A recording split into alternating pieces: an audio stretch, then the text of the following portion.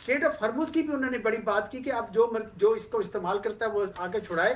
دیکھیں ایران کو کوئی کسی قسم کی کسی ملک سے سیکیورٹی گارنٹی نہیں چاہیے, نہ چین سے نہ روس سے. گو چین اور روس اس کی مدد کر رہے ہیں, وہ صرف اور صرف سیکیورٹی اس کو مل رہی ہے اسٹریٹ آف ہرمز سے. اسٹریٹ آف ہرمز وہ ترب کا پتہ ہے جو ایرانی کبھی نہیں چھوڑیں گے, کیونکہ ان کو پتہ ہے کہ اس کی وجہ سے اب یہ سارے کے سارے ابھی اس پہ واپس آتے ہیں. میں ذرا مجھے اس پہ ایک اور سوال اٹھتا ہے. ابھی ایز وی اسپیک, ابھی کچھ منٹ پہلے انٹرسیپٹ نے ایک رپورٹ نکالی ہے جس میں وہ کہہ رہے ہیں کہ پینٹاگون کور اپ کر رہا ہے اپنے لاسز اور باڈی کاؤنٹ.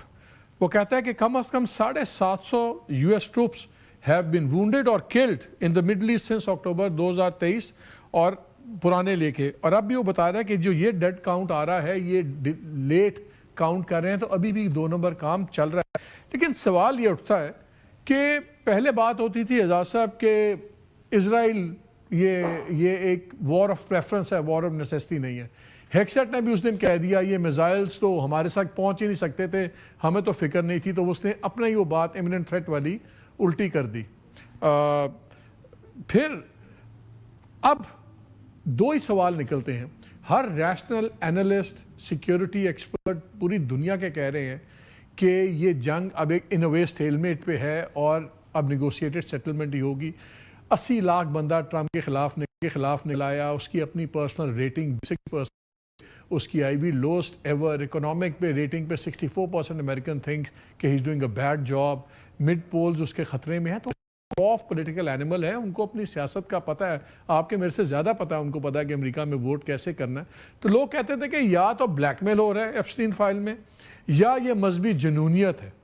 آج آپ نے دیکھے, پہلے ہم نے اس کے ایسٹر ڈنر کے بھی 1-2 حصے چلائے جہاں پہ وہ حضرت عیسیٰ بنا دیا ان کی ایڈوائزر نے ان کو, اور وہ بھی بڑے خوش ہو کے اس پہ بات کر رہے ہیں. ہیکسٹ جتنا ایک بدبودار ایک مذہبی جنونی ہے وہ بھی سب کو پتہ ہے. کیا آپ کے خیال میں یہ ایک اب آل آؤٹ واقعی مذہبی جنگ بن گئی ہے ٹرمپ کی اور نیتن یاہو کی, and Trump is throwing everything under the bus because of his religious beliefs, یا بلیک میل ہو رہا ہے, کیا ہو رہا ہے؟ بیکاز ریشنلی ایکشن سمجھ نہیں آ رہے, اس کی اکانومی بھی کو بھی بھگتنا پڑ رہا ہے, اینڈ از لوزنگ گراؤنڈ. میں بھی ایک وہ تصویر دیکھ رہا تھا پروٹیسٹرز میں, میرل اسٹریپ کی, وہ ایکٹریس ہے بڑی مشہور, اس نے اپنی تصویر کے اوپر لکھا ہوا تھا کہ our enemies are not in Iran, our enemies are in Epstein files.